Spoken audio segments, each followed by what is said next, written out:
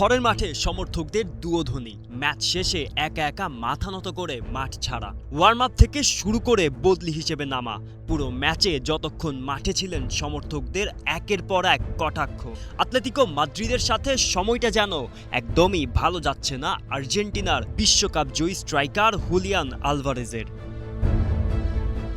ভিয়ারিয়ালের বিপক্ষে লা লিগার ম্যাচে আলভারেজকে ঘিরে শুরু থেকেই ছিল উত্তাপ। ওয়ার্ম আপের সময় শুনতে হয় দুয়ো, বদলি হিসেবে তার নাম ঘোষণার পরও চলে বিদ্রূপ। ৬৬তম মিনিটে মাঠে নামার পর সেই দুয়ো আরও জোরালো হয়।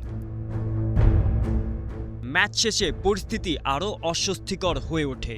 সতীর্থরা সমর্থকদের অভিবাদন জানাতে গেলেও আলভারেজ সোজা চলে যান ড্রেসিং রুমের দিকে।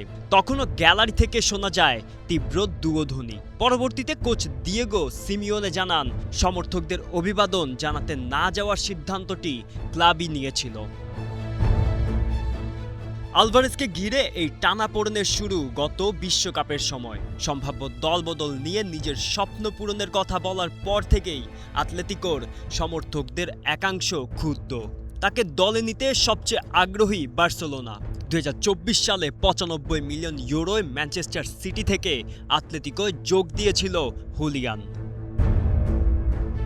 এদিকে এলচেকে ৫-০ গোলে উড়িয়ে দারুণভাবে লিগ শুরু করেছে বার্সেলোনা।